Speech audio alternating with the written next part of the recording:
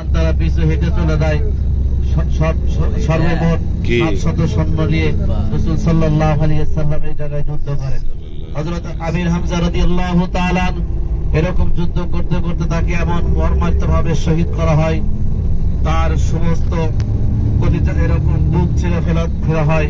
কলিজা হিন্দা নামে একজন ছিল, সে বুক ছিঁড়ে কলিজা এরকম থোড়া করে কামড়ে থোড়া করে ফেলে। এত হৃদয় বিদায়ক এই জায়গায় ঘটনা রয়েছে। আমরা এসেছিলাম, আমাদের পরে যে ভাইয়েরা আসছেন ওনারা জিয়ারায় আসবে ইনশাল্লাহ। আমরা এসে দেখে গেছি, পাশে দেখ পাহাড়, এই পাহাড়ের অপর পাশে ছিল কাফেররা, আর এই পাশে ছিল বিশ্বনবী সাল্লাল্লাহু আলাইহি ওয়াসাল্লামের সাহাবীরা। আমরা আরেকটা জিনিস দেখবো, ওই যে একটি জায়গা দেখা যায় গর্ত, ওই জায়গা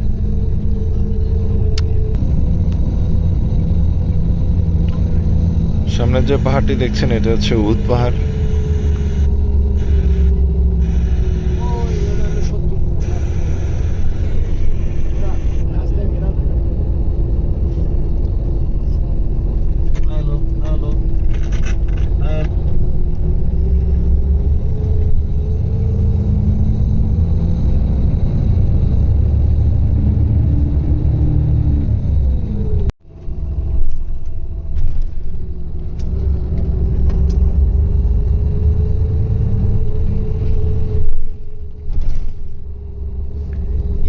কি সুন্দর খেজুর গাছ, এই মাটির তোলা খেজুর গাছ হয়েছে।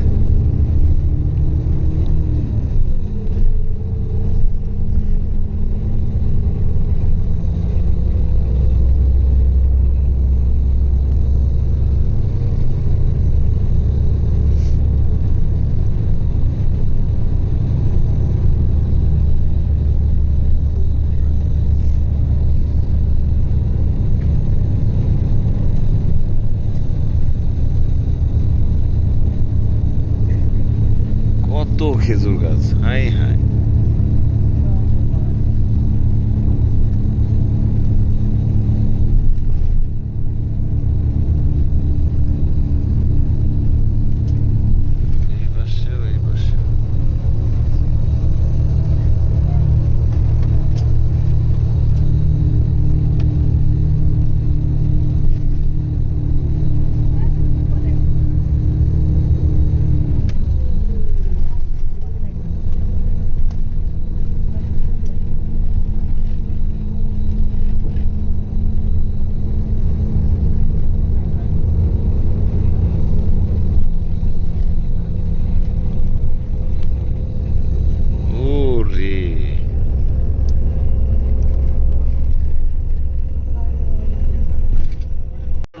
শহীদ হয়েছে এই কথা যখন শয়তান এবং কাফেররা যখন ছড়ে দেয়, সমস্ত মক্কাবাসীগুলি তখন পাগল হয়ে যায়, ছেলে মেয়ে ছেড়ে ঘর ছেড়ে তখন তারা চলে আসে।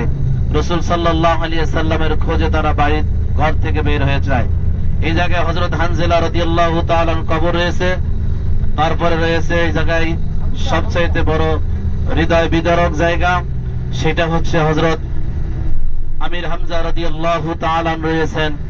হুজুর সাল্লাল্লাহু আলাইহি ওয়াসাল্লাম এই জায়গায় 70 জন সাহাবী তারা শহীদ হয়েছেন। কাফেরদের সংখ্যা ছিল হচ্ছে 3000, মুসলমানদের সংখ্যা ছিল মাত্র